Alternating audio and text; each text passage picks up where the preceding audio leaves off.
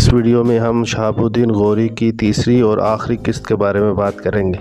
پہلی دو قسطوں میں ہم نے ترائن کی پہلی جنگ اور دوسری جنگ کے بارے میں بات کی تھی۔ پرتھوی راج کی وفات کے بعد راجپوتوں میں ایک روایت تھی کہ راجا کی بیوی کو اس کی چتا میں ہی جلا کے ستی کر دیا جاتا۔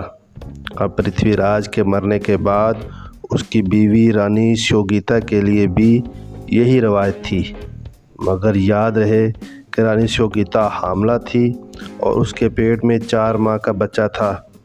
اس کی سلطان شہاب الدین نے مخالفت کر دی۔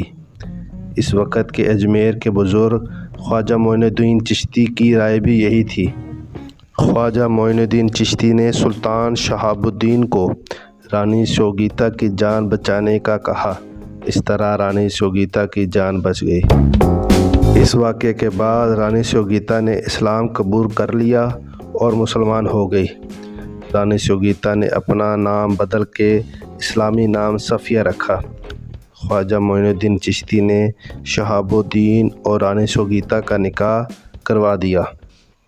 اس طرح رانی شیوگیتا بیگم صفیہ سلطانہ بن گئی۔ بیگم صفیہ سلطانہ اور شہاب الدین میں بہت محبت تھی۔ سلطان شہاب الدین کی 2 بیٹیاں بیگم صفیہ سلطانہ کے بطن سے پیدا ہوئیں۔ ترائن کی جنگ میں فتح کے بعد شہاب الدین نے بہار تک سارے ہندوستان کو فتح کر لیا تھا۔ اس دوران شہاب الدین کے بڑے بھائی اور غور سلطنت کے سلطان غیاث الدین کا انتقال ہو گیا۔ اب سلطان شہاب الدین غور سلطنت کا سلطان بن گیا۔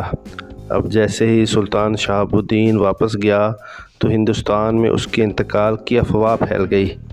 ہندوستان میں جگہ جگہ بغاوتیں پھوٹ پڑیں۔ ان میں سب سے بڑی بغاوت کھوکھروں کی تھی، جو کہ ملتان سے لے کر لاہور تک پھیل گئی تھی۔ حتیٰ کہ کھوکھروں نے غزنی سے لاہور آنے والی شاہراہ بھی بند کر دی تھی۔ یہ کھوکھر دریائے چناب اور جہلم کے درمیانی حصے میں آباد تھے۔ جب سلطان شہاب الدین کو اس بغاوت کی خبر ہوئی تو وہ فوراً ایک بڑی فوج لے کر ہندوستان پہ حملہ آور ہوا۔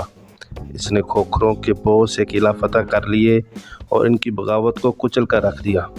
کہتے ہیں کہ افغانیوں نے اتنے کھوکھروں کو غلام بنایا کہ ان کے خریدار نہیں ملتے تھے۔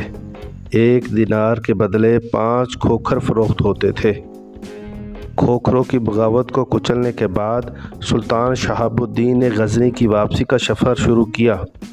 سلطان شہاب الدین نے رات جہلم کے قریب دامیک نامی جگہ پر دریائے سندھ کے کنارے پہ قیام کیا، جہاں 15 مارچ 1206 کو 20 کے قریب کھوکھر پہرے داروں سے نظر بچا کے شہاب الدین کے خیمے پہ داخل ہو گئے۔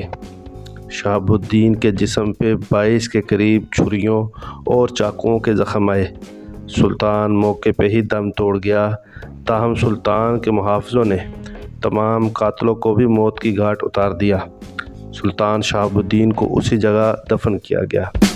آج بھی بہت سارے لوگ شہاب الدین کے مزار کو دیکھنے کے لیے سہاوا کے قریب اسی دامیک نامی گاؤں میں آتے ہیں۔ سلطان شہاب الدین کی کوئی بھی نارینہ اولاد نہ تھی۔ جب بھی شہاب الدین کو جانشین کے بارے میں سوال کیا جاتا تو وہ کہتا کہ میرے غلام ہی میرے جانشین ہے۔ چنانچہ ایسا ہی ہوا۔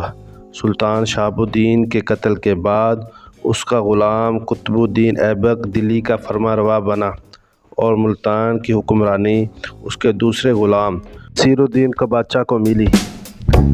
دلی کا حکمران چونکہ شہاب الدین کا ایک غلام تھا، اس مناسبت سے اس خاندان کو خاندان غلامہ کہا گیا۔ یہ تھی سلطان شہاب الدین غوری کی تاریخ۔